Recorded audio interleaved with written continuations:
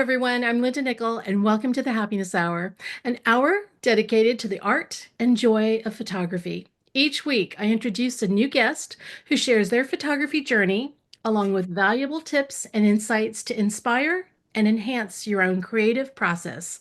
Whether you're a seasoned pro or just starting out, this is a space to learn, grow, and see the world through a new lens. If you haven't already, please sign up for our newsletter. And for a full list of upcoming presentations, visit my website at lindanickell.com.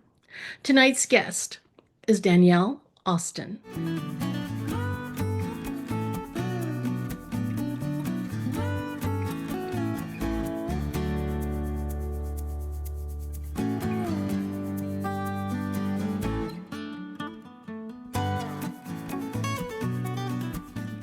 Danielle is a fine art photographer whose work uncovers the beauty and the often overlooked details of the natural world. With a background in photojournalism and fine arts, Danielle brings a unique perspective to capturing the intimate essence of the world. In tonight's presentation, Splendor in Simplicity, minimalist photography is about taking a subject to its purest, most elegant form. Since minimalism can be applied to all photography genres, Danielle will explore the tools and techniques needed to excel in any of them. She will cover topics such as finding captivating subjects, mastering composition and perspective, choosing between color and black and white, and refining images through post-processing. You can connect with her through her website at danielleaustin.com, and you can find her on Instagram at Unfiltered Eyes. Welcome to the Happiness Hour, Danielle. Hi, thank you so much for having me, everybody. I mean, really, Linda, thank you so much for the invitation. And thank you all so much for joining me. I'm thrilled. So, yeah, it's Danielle Austin, and I'm going to make a little side joke because Linda is in Austin, Texas. It's Austin like Jane and not like Texas. Sadly, the younger generations just don't get up on that one. So, but anyways, but thank you so much, guys. And just to let you know, I put in the chat room at some point, it's going to be at the very top. I put a list of some really fascinating and some really talented minimalist photographers that are out there today. And that's their Instagram accounts. Hopefully the link is in their name still, but you can look them up. I'll bring it up again at the end of the presentation, just so you can make sure you can copy it, paste it, or take a picture with your camera or however you like to do it. But in the meantime, I will get started if that sounds good, and I'll share my screen. There we go. I love playing with animation in PowerPoint. So welcome, everybody.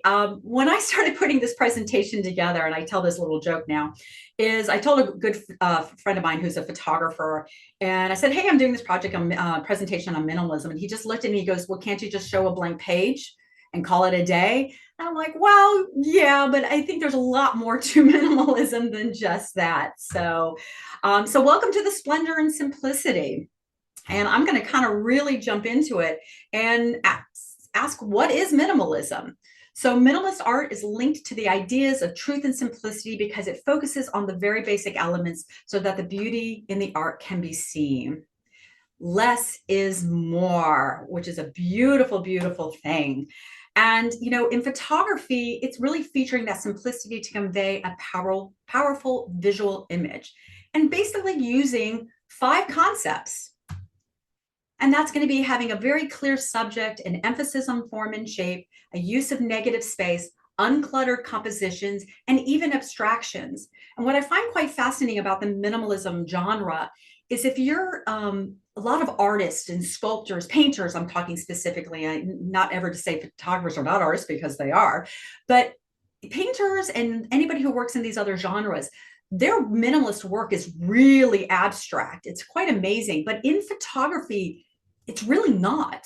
It's a very, very clear subject. It's an understandable and definable subject. There's definitely minimalism in it, but it's not as prevalent as, as you might actually think. So the big question is, you might ask, am I a minimalist photographer? And the answer really is yes and no. I am a nature photographer by trade. I love photographing many, many, many subjects. But nature, if anybody who's been in nature photography, it's very complex. It's not always going to be a very clean subject or a clean background. It can be very complicated and very chaotic. And a lot of times it's kind of based on what you're working on and a lot about kind of the motion you might be going through. Project that I did through COVID, I do a lot of work in, especially in abstracts. I love working with water. And these images are very, very chaotic. And it's probably a lot to represent again how I was feeling.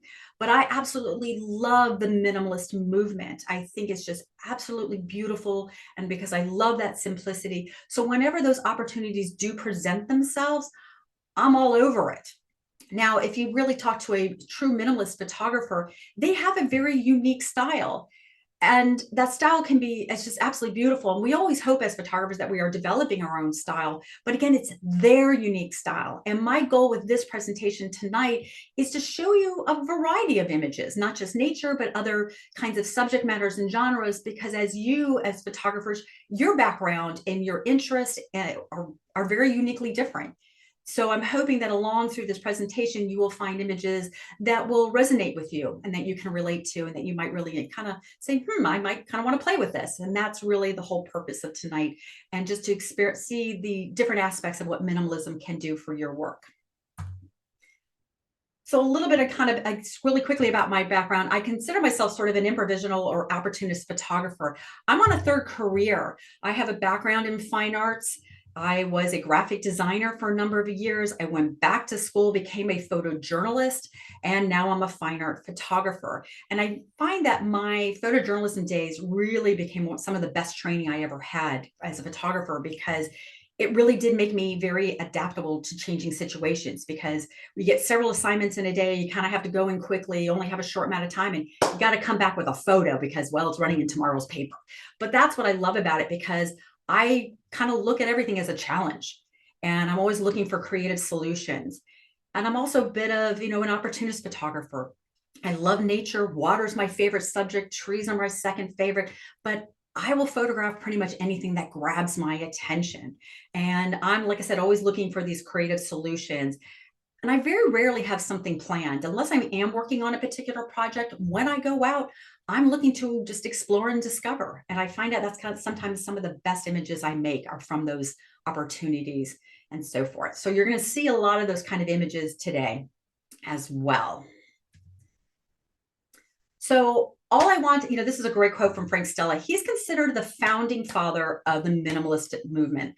And all I want anyone to get out of my works, and all I ever get out of them, is the fact that you can see the whole idea without any confusion, right? So the simple concept is what you see is what you see and nothing else. And I always like to do a little bit of a history on whatever topic I'm working on.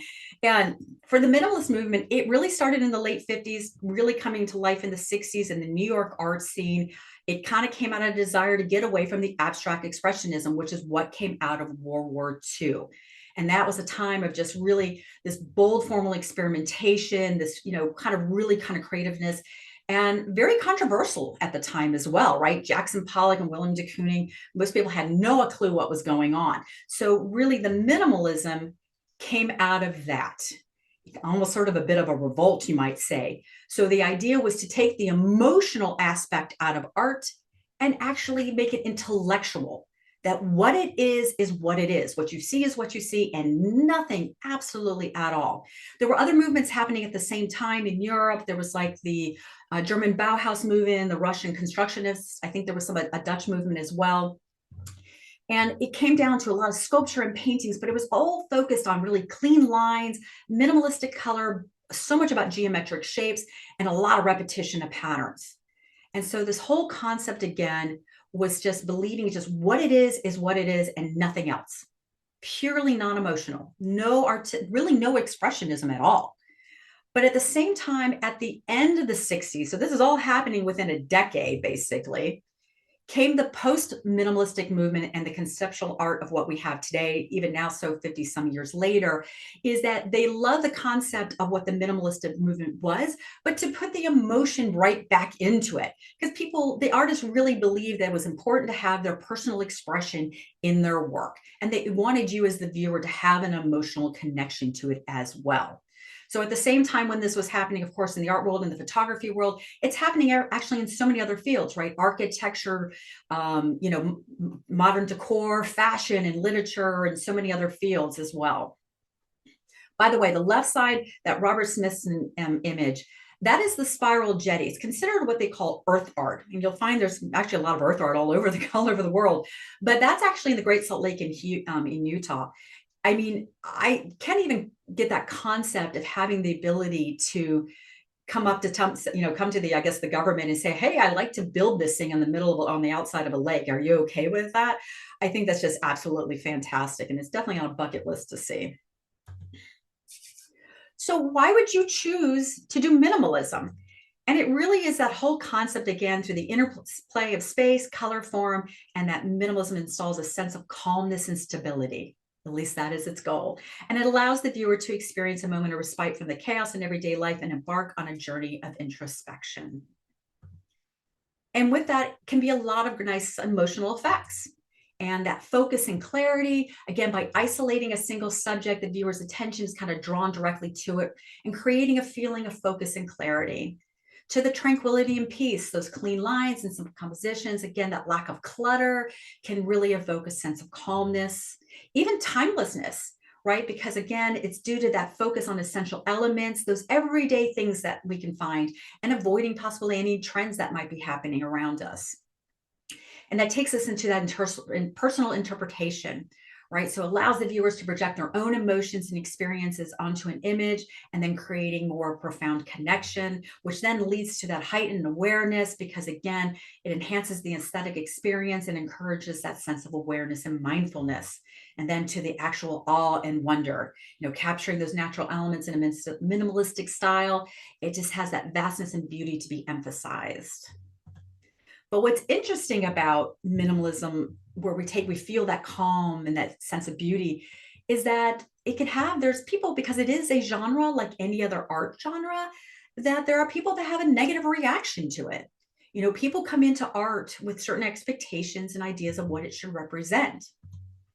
And minimalist art seems to kind of represent a very particular challenge for some viewers because it does break with traditional conventions of what the art world is or what people think of traditional art. And even in photography, I'm a big believer. We have lots of rules that we love to follow in photography, and that's great. But I'm also a big fan of breaking those rules, and minimalism can break a lot of those rules as well.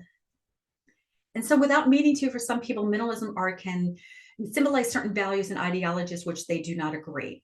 So going back into the 60s, when this whole concept of minimalism art came out, and again, the idea was intellectualism and not emotionalism, people had such a negative reaction to it. I mean, literal hatred, that they were going into galleries and going into museums and actually destroying the art, which is kind of ironic in the sense that it wasn't supposed to have that emotional reaction. So there are going to be people who just simply are not going to like the art. And I find that sometimes even some of the camera clubs, not everybody really feels that it does well in some of the camera club judging. And where some people are going to see peace and harmony, others are going to perceive emptiness and meaningless. So just something to think about is, as like any art form, people are going to like it or they're not. It's so subjective. And that's okay. So I always like to bring up Michael McKenna. He's kind of a well-known name in the business. He's definitely sort of, you might say, the grandpa of the minimalist photography movement. Absolutely beautiful, predominantly always works in black and white, beautiful, simplistic images, always worth looking at his work. I found this Japanese artist that I really enjoy looking at his work too. Again, working so much with light. And I just love that effect. And again, does a lot with architecture and with nature. So, talking about, I'm breaking down the presentation and really talking about the different aspects and how we can look at minimalism in photography. And the biggest one, of course, is going to be, well, your subject, right? Keeping it simple. And a minimalist approach requires that careful thought, observation, and creativity of working within a certain boundary, right? Minimalism can be used in all genres, literally. And it's about picking that one subject. And it can be from everyday subject objects to very epic scenes. And by means, it doesn't have to be boring. But those boundaries, of course, is kind of choosing what's in your frame, what you pick in it, what you choose to be in it, and what you choose to take out. And one of the biggest uses of in minimalism is this use of space, and specifically negative space, right? So again, that emphasis lies in that thoughtful elimination of distractions and embracing the simplicity of isolating your subject, right? And hopefully creating a nice, compelling and narrative scene for the viewer. So I actually do not do a lot of traveling, and I haven't been out of the country in forever, actually, though I'm hoping to get to Barcelona this summer. But I do a lot of photography in my state. We do not have grand landscapes here. We do have the beach. We have a great shoreline. But most of it, I really work on more intimate scenes, or I call vignettes, and looking at the elements sort of within the scene. So this might be considered one of the grander ones I have off the Raritan Bay in New Jersey, working with very high key. It's a great way. I'm going to continuously always talk about post-processing as well. And it really is that emphasis of just on a very overcast, kind of foggy day, and just everything kind of washes out. You just focus on the beauty of the pier and a little bit of the birds as well. But I love finding the little things. I love elements. I love the elements that make up the landscape. I think they have their own unique story to tell, but it also, I think, makes more unique photographs too. And then always these big, sceneries that we kind of focus on. Sandy Hook Beach is actually it's actually one of the National Park Services. It's the National Recreational Area. Great place to photograph. It's one of my absolute favorites. You're going to see a lot of images from here. But again, I love the juxtaposition of the seashell and that teeny bit of sand amongst the snow. And it kind of almost looks like little mountains, sort of like kind of rolling mountains behind it.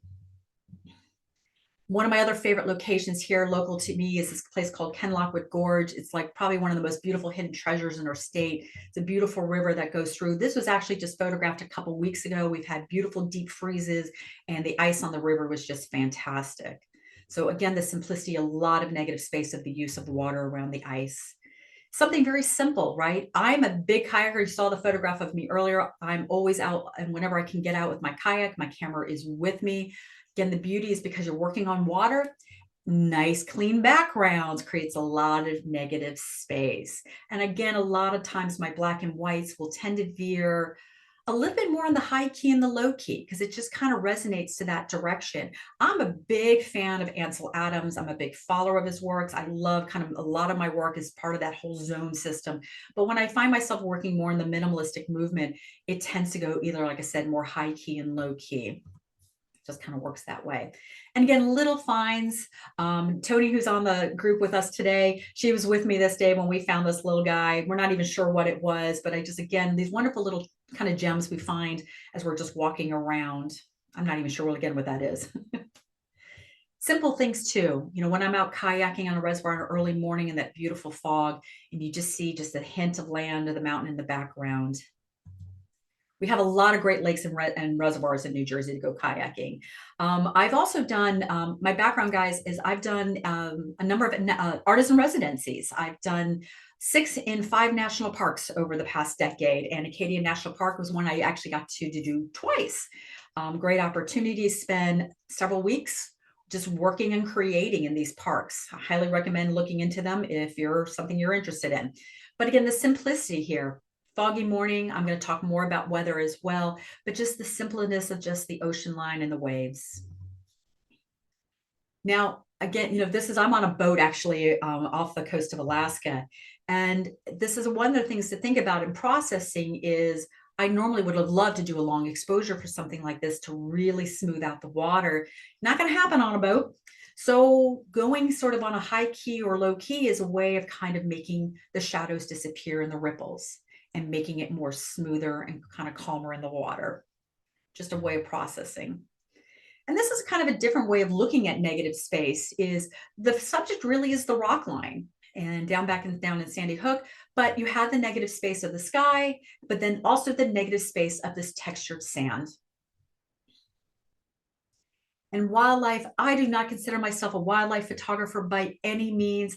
If wildlife passes or crosses my path, I'm all over it though. I will be making photos just because.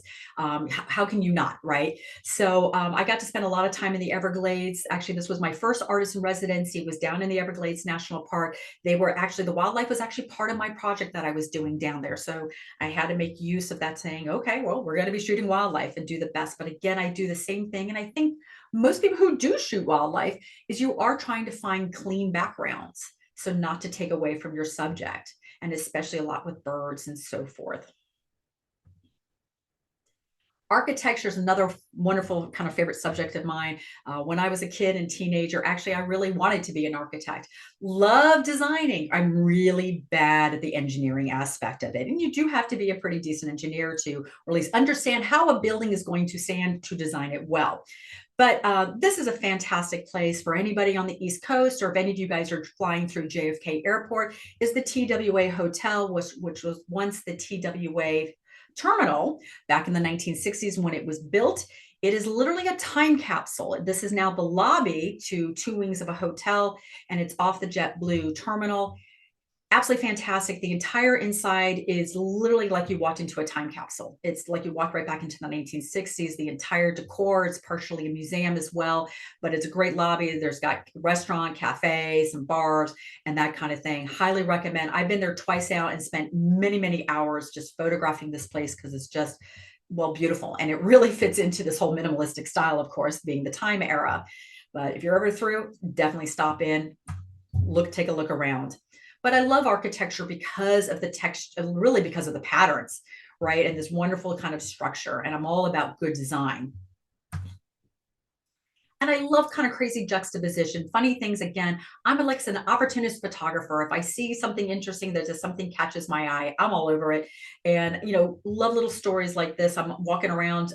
This is, an acetique, and I'm on, in the marshes on a boardwalk. And just to see this right on the edge of the water, this little girl's there's like a unicorn on the flip flop, but poor thing just got lost in there and stuck in the marshes now. Just something, and I'm another big fan of working with anything that's abandoned. I love exploring any abandoned sites as well, but just great kind of fun things to create as well. And photographing people, you really can use people as subjects in minimalism.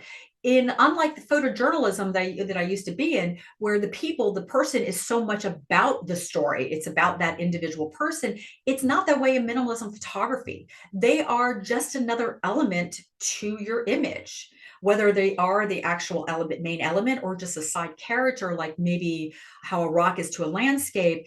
It's not about them as an individual. They are just another part of, like I said, an element of the frame. And so I tend to find, if I am photographing people at this time, and I really don't anymore photograph people, I do it from behind, because again, it's not about them.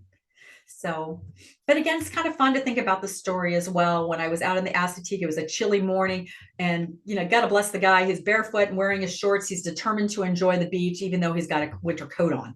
So trying to keep warm. So we were talking about isolation and the importance of isolating from your background, right? To keeping that minimalistic style. So the idea is the importance to think about your nature of your subject and how its relevance in the frame will create the impact for the viewer.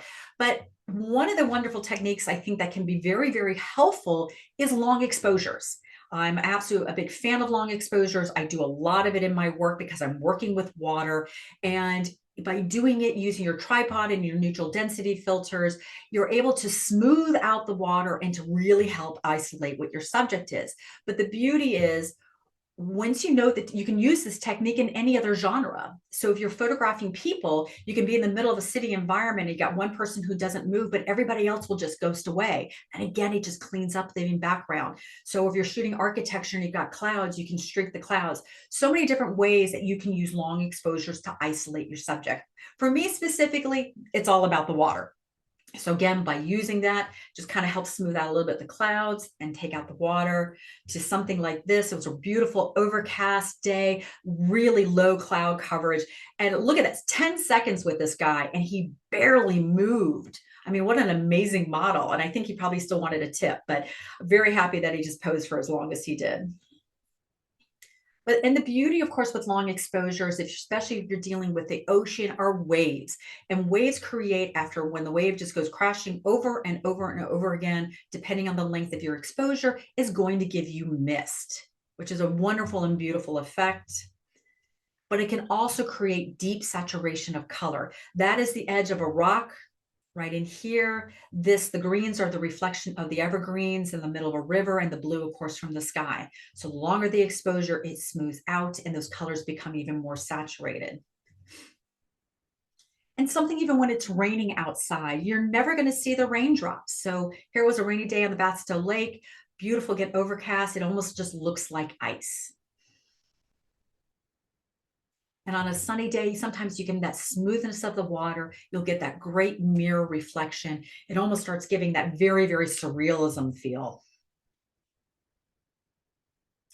And something like this, again, we don't, a lot of times it's harder to do more epic scenes or more grander scenes, I will call them, because there's usually a lot of things going on. But for something like this, I think it worked quite well because you have the simplicity of the rocks, the smoothness of the water. It really smoothed out the clouds as well. And basically you're kind of getting a mirroring of the rocks in the background with the mountains. And lighting, I think to me, is probably can be an extraordinarily helpful tool in isolating your subject as well, especially directional side lighting and backlighting in it as it creates silhouettes. And so that can really make very, very clean subjects and clean images. So for something like this, it's kind of like a combination of the spotlighting and that backlighting coming through. And it just, again, really just highlights the edge of this kind of mountain hillside. Great Smoky Mountains was also another location I did a residency as well. You see a lot of pictures around Valley Reservoir. This is actually one of the place I go to a lot to go kayaking because it's the closest location to me. So I can easily jump in my boat and get out there. But again, early morning in the fog and the sun's coming up and shooting kind of really just shooting right into the sun. It gets that simple, simple kind of image. Very similar to Hiroshi's image I showed you, that Japanese artist. Niagara Falls, and talking about timing. I was there in the wintertime. It was early actually in the morning, and the way the sun was just kind of moving, it just hit that spray. What everything else just went dark, and I was just beyond thrilled. And again, love side lighting. That I call it more spotlighting because that's exactly what it does. It's kind of like shining, like, look here, look here. This actually, I'm only a half hour from Princeton University. It's a great place. I love photographing as well. Just beautiful architecture from classic to very modern architecture. But this is the parking garage. Right behind the train station. As I was walking by, it was late afternoon, and that spotlighting just hit. It was kind of this very cool, very modern garage with this metal mesh or whatever it is. But then there it is hitting a pot, hitting a light post. I actually love photographing light posts. I think there are a lot of interesting subject matters to use. But this one kind of looks like an upside down spatula, which I find interesting. But hey, you never know, right? What you're going to come across. Bethlehem Steel Stacks. This is about an hour from me, just crossing the border in Pennsylvania. Another fantastic place. If you're from this area or if you're ever coming into this area, this was the U.S. Steel. It was one of the biggest producers of steel in America from the late 1800s until the 1980s. And then it just became abandoned. And now it's a tourist site. They've got an art center there. So they have concerts and there's weddings and all kinds of events that are happening. But for photographers, it's just an amazing place to go check out. I actually have a gallery on my website called The Stacks, just got to give you kind of an idea of this location, but a wonderful place to work. But every time you're there, the lighting's different, overcast the sun. But when that sun comes through, again, creates that wonderful spotlighting. And it helps keep what can be very busy with a lot of textures and everything, but kind of keeping that very minimalistic kind of feel. When you're just out and about walking, was out walking through Charleston a few years ago, and you come across these little interesting things. And I'm only guessing that this might be one of those little doggy eye windows. Like, people do this on their gates and their doors so dogs can go out and they can look and watch what's going outside. if that's what it is, it's pretty elaborate, but it's pretty cool. So just again, the timing when the light came through. And something like this as well. Eastern State Penitentiary. This is in Philadelphia. It's an abandoned prison. It was one of the biggest prisons. Al Capone was a prisoner there. Don't know if he died there, but it's a pretty interesting site. It's kind of a bit of a museum as well. There's art installations, a great place, touristy now, of course, but it's there for people to enjoy and learn about the history. But boy, it's got some beautiful stuff to photograph as well. And I love the light that just kind of moves through this place. And this was from a recent visit.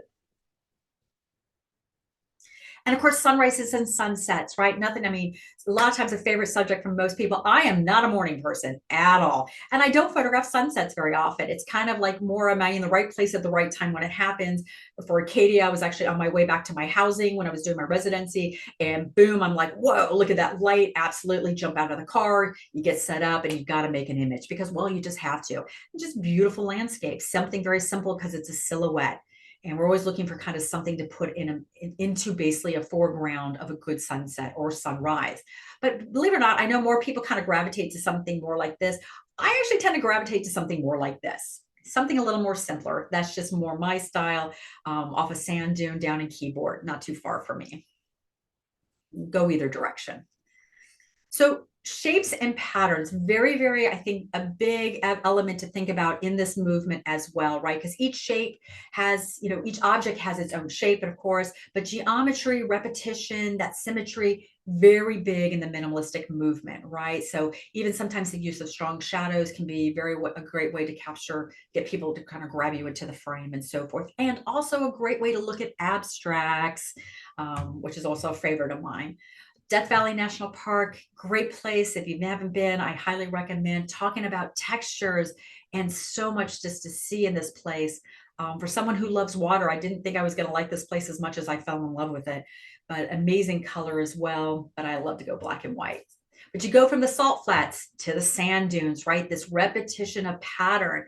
And it just that kind of has just a very interesting and very cool design to it. And tell me that doesn't look a lot like the guys in the front don't look like the Eastern Island sculptures. That there's something when I see that, I see those Eastern Island sculptures as well, little men's faces with noses. So this is actually from my water abstract series that I did during COVID. It's probably the most simplistic one I've got, but I wanted to show it because I think it's kind of very interesting because there is that repetition of pattern that I'm always kind of looking for. I love patterns just because I love that design element in a lot of my work. But I was loving that the way I was doing this kind of image, guys, was I'm working basically with macro in about 6 inches of water, or in 6 inches of space. You can see how shallow it is. It has to be very shallow. I'm literally kneeling in the water. Sometimes I'm laying in the water, but because I was really focusing on the beauty of what is being reflected onto the water surface and what is being also refracted back. But every once in a while, just kind of floats on the surface, was just amazing. And then these little kind of like I'm not even sure what these like little circle droplets were just moving through the frame. And I just got one with that single one. And again, it has a bit of that simplistic feel. But architecture, again, right? That design, that teardrop we just saw there, a teardrop here, beautiful staircases, great subject matter, right? A lot of use of negative space as well, but beautiful design, that shape and form. Back to the TWA airport, there's this kind of catwalk that moves around in the main lobby. And the light in there is just absolutely incredible. I would only go on a sunny day because the way the light moves through this space is just truly amazing. But it just creates that wonderful negative space as well, that repetition of pattern. Back at Princeton, again, I'm always just kind of very cool stuff, especially their architecture. This is in the art building underneath one of the skylights. There's a fountain above it.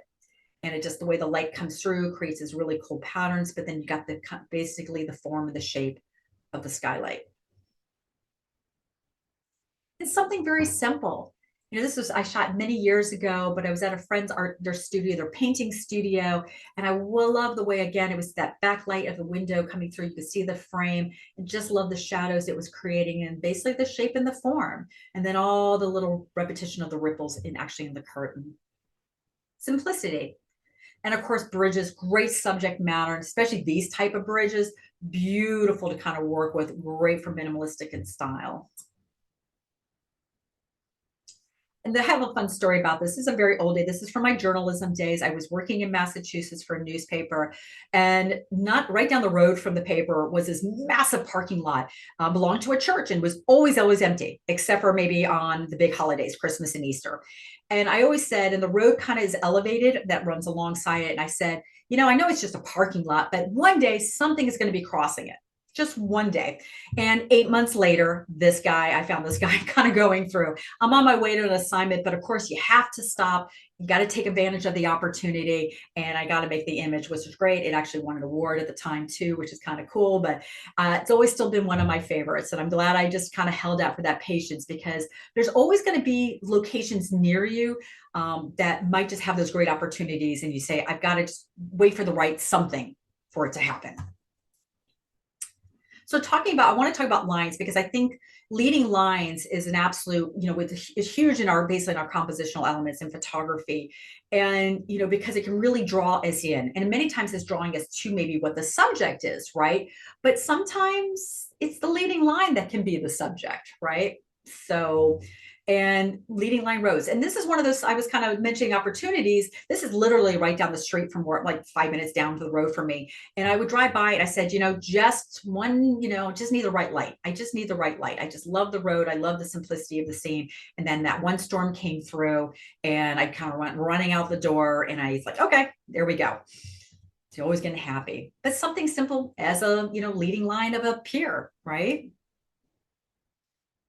And something that happened just recently, again, we had some pretty big serious droughts in New Jersey this past fall, to the point with some of our couple local of our reservoirs were already pretty low levels, but they lost over 50% of their water levels.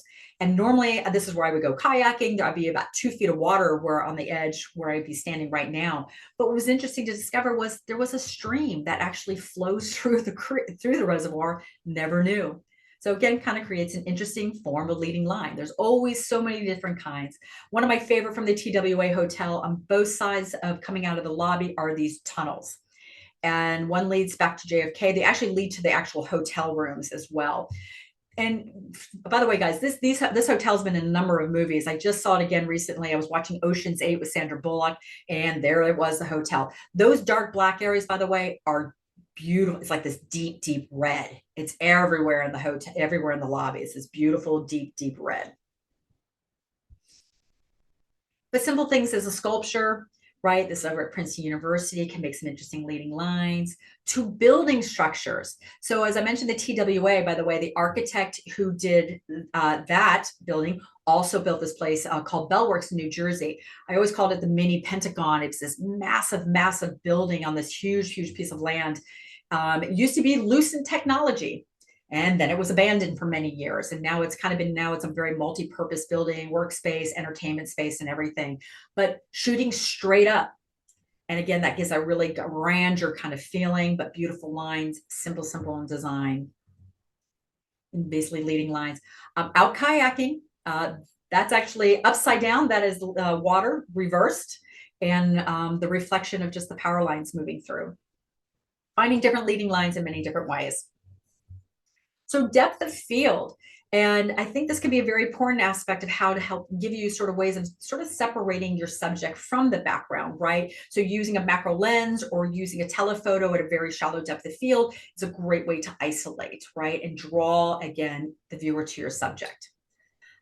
Love photographing any kind of flowers and things like that. Again, we have a lot of great gardens around here. I have one literally right around the corner, but actually a couple, this being one of them, Colonial Park, using a macro lens. One of the big snowstorms, I think for a number of years ago, we got about 2 feet of snow here in Jersey, and really can't drive anywhere. So just kind of walk outside, plop yourself literally laying down on the snow, and well, with a macro lens, there you go. So again, beautiful kind of flowers. I always love macro with flowers. To using a longer lens. So you can simply see the subject, but a way of isolating it away around the beautiful greenery behind it. In that negative space. Out on my kayak, right? And just again, a very shallow depth of field, a way of kind of just distracting it from the background. Simple things is like this. We see these everywhere now. I even have them outside of my back porch, but, focusing just on the one, you could still see the rest of it, kind of creating a leading line as well, but just simple things. And things I find in my house. You'd be surprised. I'm sure everybody can find some interesting, great stuff in their home. This happened to be one day, just kind of like when I noticed this, I was pretty shocked. So this is actually what it is. It is my entryway light, is a mid-century light. And the only way I can clean this is by literally getting in the sink with a sprayer. And I put it on a towel to let it dry. It was next to the window. And I'm like, ooh, look at the drops. Get the macro lens out. And boom, there you go. But weather is also a huge, huge element when it comes to that can help, that can be very beneficial. Those overcast, rainy, foggy, snowy days, we're very lucky we get a lot of this kind of weather up here in the Northeast, but it can really emphasize that negative space, but it also heightens the emotional, that mood of isolation, right? So love good lone trees. I think a lot of us do. These are very famous trees in Hillsborough. This is my hometown. Probably the most photographed trees in my hometown. That we have a kind of a Facebook page and everybody loves photographing. Unfortunately, recently one of the big branches on the right tree broke off. And this is on a farm. They actually put a fence around it, I think, to protect the trees. So I'm kind of glad I got the shot when I did.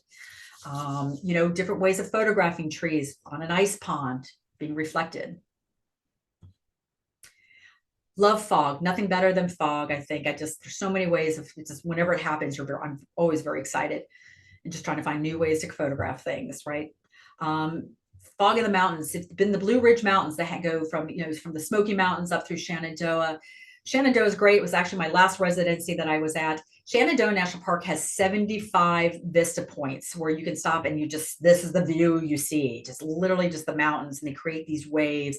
And there's always, weather is constantly changing there. So on a day like this, that beautiful fog, you get that repetition of pattern, and then it just goes off into like a vanishing point. And there's nothing like having a lobster boat in the fog in Maine, kind of a classic, iconic thought. But again, when I'm out, anytime I'm out kayaking and so forth, this is another one. Even on an overcast day, love the reflections. And even this one is a little bit, I still feel has that very kind of minimalistic thought process here too, because I'm actually on a train going into New York City. It was storming, it was early morning, and then the sun started breaking. And Jersey City is a very industrial, very highly kind of condensed space of a city. And it kind of had that very futuristic, almost apocalyptic feel, right? And I just loved it. But it's just so that focus, that sliver of land, and then that ghost in the background of that industrialness. But the negative space is there with the sky and the water. And of course, I love this one too. It's a lone tree, loving that kind of feeling on a kind of an over a bit of a cloudy day. So color, great one to keep thinking of. I'm a big fan. A lot of my work is black and white, but I do shoot about probably 50% in color as well. But color can have a really big impact, right? Complementary colors, opposite sides of the color wheel, can work beautifully together. And sometimes that little bit of color where everything else is more neutral, or sometimes even those bold, bold colors can be great. Again, that beautiful orange of the leaf against a little bit of the blue of the ice, and with all that negative space. Filling the frame with the kind of the pattern, that repetition of pattern of the flower, and then just that boldness of red. Water, long exposure with all the fall colors reflecting in the water, and then just kind of swirling around the subject matter.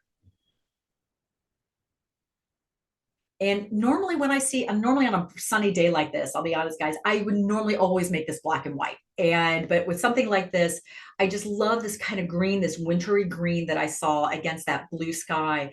And it just kind of screamed, no, you got to keep it in color. It just had that very almost retro feel that I just wanted to capture.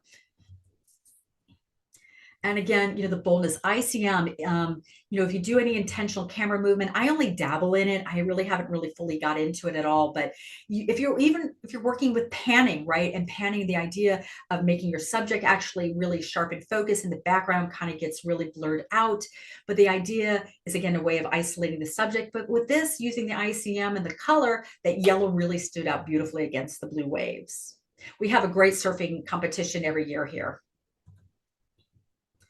And again, architecture, this is part of that post-processing as well. There was yellow in those windows, but it was a lot darker and everything, but isolating and masking out the windows, really making them pop, really just pulls it out even more so.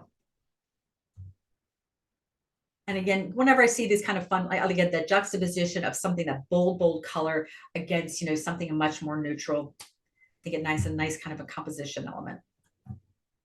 Into very bold colors. There's those lampposts I like mentioning that I like to photograph as well. But again, those red, blues, and yellows, boom. But it's all very geometric. And that's simplicity. We also have a great balloon festival in New Jersey. It's actually the second biggest balloon festival in the country. And on the opening day, they allow people to come first thing in the morning. Anybody who wants to come, especially photographers, amateurs, doesn't matter, to get to see the balloons. And they'll let us get right up and close and make pictures. If weather allows, they'll even take off. And so it's just a wonderful opportunity. Sadly, we haven't had the festival last year. And I'm not sure we're going to get it this year as well. But I'm always looking when I'm photographing the balloons for that person to kind of be showing up right there in the background. And the kind of the big main subject, last one I want to talk about is abstracts. And because it's sort of one of my favorites, but I'm a big fan of always wanting to push the boundaries of reality. You can still maybe recognize what the subject is, but the idea is I love just to push and just kind of say, make you question it, say, what am I looking at? But the idea to evoke some ideas, emotions, and moods. And again, the techniques you can use, of course, is possibly like a macro or zooming in, really close up, using ICM as well, or a long exposure can be very useful. But I'm always a fan, look at the elements. I'm all about the elements that make up basically our surroundings. But ice, I mean, the design here that Mother Nature can create just always blows my mind. And this is ice as well. This is being backlit. I'm shooting into the sun. On the top right-hand corner is the river. Then it's ice in the middle and it's snow on the left. But by shooting into the sun, again, it really all about that shape and form. Grand Prismatic Springs. I forgot to put the Grand in there. If you've ever been to Yellowstone, this is probably one of the hottest, most popular places to go because that beautiful rainbow of the Grand Prismatic Springs. But as you're walking around the boardwalk, there's a lot of other cool elements about it as well. And I thought this was one of them. And it just, again, shooting into the light and the way the mist is coming off, it just kind of created, again, just that simple kind of design, a lot of repetition, and just the simplicity of it. When I'm out kayaking, I'm always photographing the water to see what kind of patterns are created. This really is what came out of the camera. I just was completely blown away. I don't know if it's just the lighting that day or something, but just that little hint of color, and that's all that was there. Very shallow depth of field. And again, playing with ICM a little bit, just seeing what you can do with waves, having a little fun. And again, I love what happens on the surface of the water. This is me playing with long exposures. You don't see the rocks or anything. It's purely just the shape and the form. And I think there's a rock right below the surface, and that's what's creating these patterns, of course, but just the colors that were created as well. Symbol lines and designs. So you don't see a lot of the sand patterns in here. So it's so much more about the shape and really about just those lines and forms. And something as simple as a flower, right? Just that little bit of a tip of a flower can create a kind of a nice form. You recognize what it is, but at the same time, you're kind of pushing the boundaries too. And the last one here, really enjoy, this is also at Duke Farms. This is a conservatory that's there on a winter day. There's all that humidity that's in the inside and it's so cold on the outside. And I love the patterns it's creating with the droplets of water. And then whatever this thing is, just plastered up and glued to the glass that it was creating. So just weird things that we come across. So the last few things I want to mention, we're just going to re-emphasize some of the tips and just things to think about when we're working in minimalism. And it's about, one of them is about creating a sense of scale, right? So that scale can be with something very large to something very small. And it allows the viewers to kind of understand the mass of how something is. And this can be great with architecture, with landscapes and other large subjects. So kind of think like maybe a person, in comparison to a skyscraper, right? Or an ocean, boat on an ocean, just that one small boat in a massive ocean. So it just has that kind of, again, creates a bit of that negative space, whatever that other object, that massive object can be. And changing perspective, probably one of the most important tools we always do in photography is our perspective to the subject. right? So where we stand and where we choose to photograph from is so important. But the idea, of course, with minimalism is we're trying to make sure all distractions are out of our backgrounds. And so what we have to do is maybe we got to work around our subjects. And that might be shooting up, shooting down, getting to the left, going to the right, going, getting on the back side of it and so forth. So no matter what, I always say, find the best perspective to get the cleanest background you can get. Going black and white. And again, big one, of course, the idea is to get any color distraction out and just really get to focus on the shape and the form. To doing the complete opposite and go bold with color, right? And the idea, because color can be so striking, sometimes it can be very overwhelming. But that I think is kind of subjective as well. So, but having that and working with it and just choosing how you play with the color, I think is what's really important. And if you can work with textures, I think that's really fun. That's not something I have a lot to, I would say, examples of, but if you can find something that has a very smooth texture against a very wet, a kind of very weathered texture, and it creates a nice and very interesting juxtaposition, because again, your eye's going to get drawn to the subject because it is so different from the background, from what the other texture is. Just something other, see what those possibilities are out there. And of course, patterns, right? Sometimes just the pattern alone is what makes the image, because sometimes it doesn't work with another element. It's maybe too distracting. So just sometimes the simple basic patterns. This is Princeton University as well. Like I said, it's a great place. I love photographing for architecture. But repetition, stairs and windows, like columns, again, all great choices for subject matter.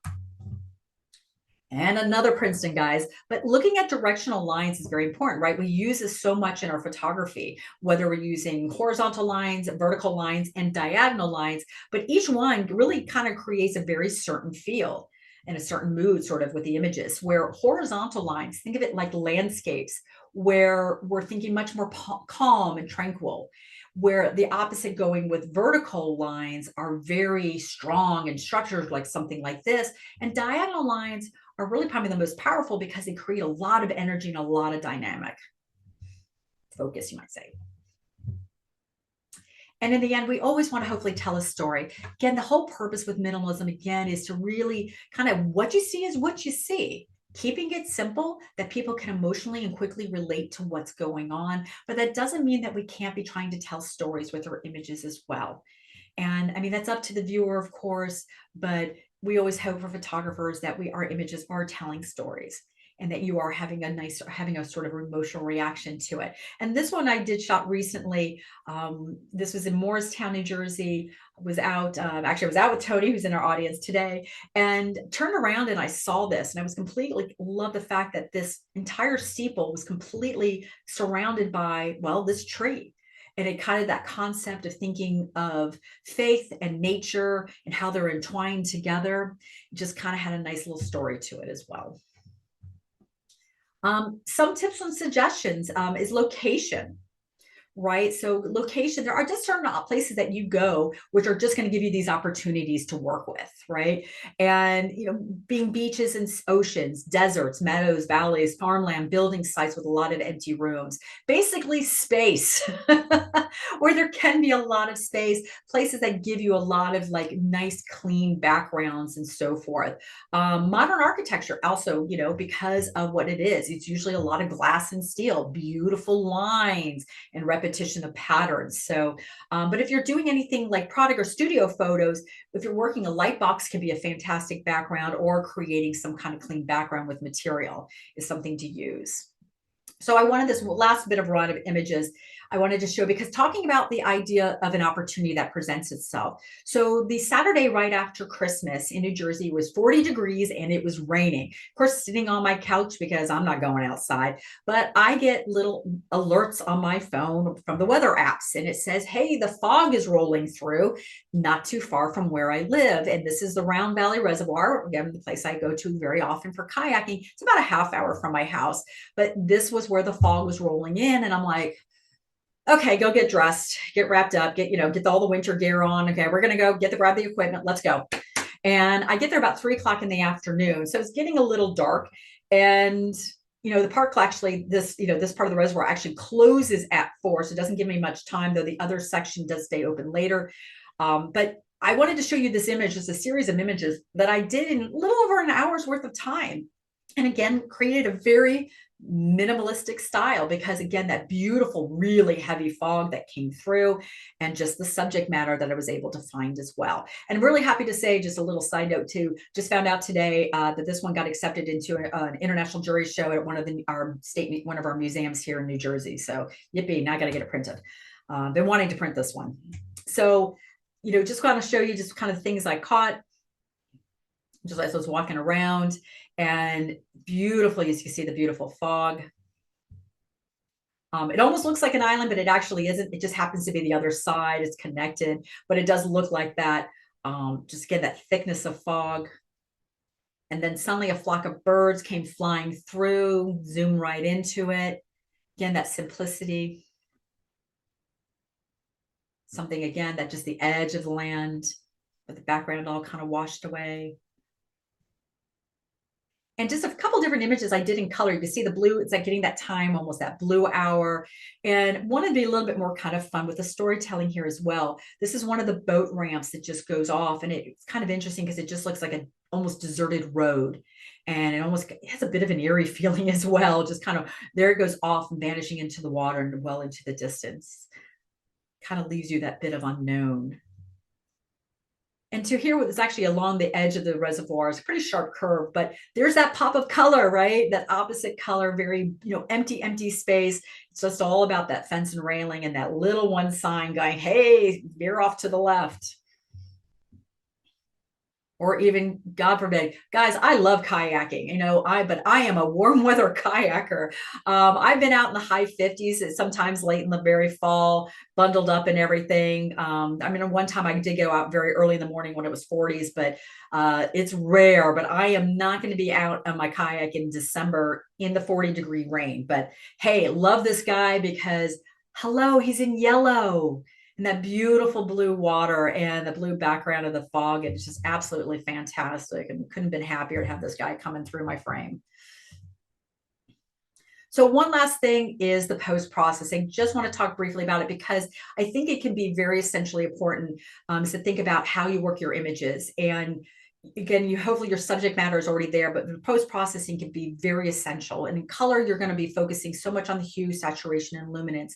Always finding ways to separate your subject from the background. And black and white the other way is I go a little bit more high key and low key, but you're working with the tones again to really separate it. So if your subject, you make it darker, your background lighter, and the complete opposite, whether your subject's light and your background goes really, really dark. Tones and curves is a great way to do that, playing with the highlights and the shadows and the whites and the blacks, but also the tonal curve can give you that contrast. And of course, masking. Lightroom has jumped light years in the way they can do masking compared to a couple years ago. Photoshop, of course, does it beautifully, but by selecting your subject from your background, again, you can work those, work each part individually. Cropping, of course, if you need to get some of that other stuff, excess stuff out of there that you don't want. But that clone and heal tool, if you have to use it to get something out of there, by all means, just something to be aware with the generative AI that now a lot of these programs are using. They are more of a low resolution fill. So you are working on high resolution images. So just something, if you're trying to get rid of something very big, yeah, it's going to be fine for online, not so great for printing. So just something to think about. The technology keeps getting better, that's for sure. And last but not least is using texture and clarity and dehaze. I use this a lot. I bring down, when I select my backgrounds, I take down the texture and the clarity, especially the clarity. It will soften the background. And it will even almost give it a bit of a glow, which is kind of nice. But on those kind of cloudy, those, rainy and snowy and foggy days, if you take down that dehaze, it can really emphasize that mood as well with the snow and the fog and things like that. It's just something to play with. These are all parts, and it's really important. I think a lot of the post-processing is a big part of how to make your image kind of come alive to what you want it to be. And as I mentioned, you guys, it's in the chat is a list of photographers. These are all found on Instagram. I think amazing a lot. Like George, I've been following for quite some time. He's a Greek artist. He does black and white minimalist styles, absolutely gorgeous land, like just a lot of just nature photography. But there's some really amazing, very contemporary artists here as well. Beautiful color work. Highly recommend looking at the work and just seeing what's out there, and so forth. And that takes me to the end. I want to thank you all very, very, very much for joining me. Again, there's my website, my Instagram, and I'm on Facebook. I have a business site, but I also have a personal. By all means, follow, guys. I love to follow back because I love to see everybody else's work that's out there and so forth. If you want to, I do have a newsletter. You're more than welcome to sign up. I do online courses. I do online mentoring and all that kind of stuff. I do local workshops for those who are locally to New Jersey. But if you have any questions, I'm more hoping than anything else that the idea is that, as Linda has mentioned, is to help inspire whatever you might want to play with. But I think minimalism has such a beauty to it, and a very powerful beauty at the end. So there we go. Whoops, that's an old photo. We'll stop sharing right there. Wonderful. I'm going to sneak in 2 questions for you. Okay. Kathy, it was early on and I didn't catch it to ask at the time, but let me go ahead and ask now. Kathy wanted to know, do you consider Cubism part of the minimalist movement? Yeah, it could be. Absolutely. Because it's really based so much on geometry, and it's kind of very similar. It was about the same time frame too. So I would kind of put it in that category. Sure. And then if anybody else has any questions, now's the time to throw them in there. Mika's question to you is also my question. Do you make the decision to go with black and white when you're in the middle of photographing, or do you basically do that in post? Believe it, at this point now in my life, I would say 90% of the time, I will know whether I'm going to be keeping it in black and white or color. But I do surprise myself every once in a while. A lot. I mean, when I'm shooting a lot of things in snow, a lot of things in fog and things like that, even like I said, bright sunny days, I am all over black and white. But every once in a while, I surprise myself and I'm like, this ain't working. Or just the color needs, because even sometimes that little bit of color, like that one water abstract where I'm poking, there's that little water bubble, and there's so no color, but it's so little, it actually needs to stay. So there's things I'm a little surprised by, but I would say 90% of the time I'm pretty much there. So yeah. Okay, from Andy, his question is, do you need to be able to explain an image for it to be a good one? I am hesitant to post my minimalist nature photos because I thought it looks cool, but doesn't seem like a strong argument. Or should even care? You shouldn't care personally. Yeah. And that's my opinion, guys. You should love your work no matter what. I mean, a lot of my crazy water abstracts, guys, most people look at me going, Danielle, what are you doing? And that's okay. But minimalism, no. I mean, really, I think sometimes I would let the simplicity and the beauty speak for itself. And you're right, we should never have to explain our photos. I sometimes get questions, sometimes a lot of it is, what is it? And I'm like, I love that, because if you don't know, I feel really happy about it. More than happy to explain, but I'm a big fan that no, let the photo speak for itself, because 90% of the time you're not there to actually tell anybody what it is.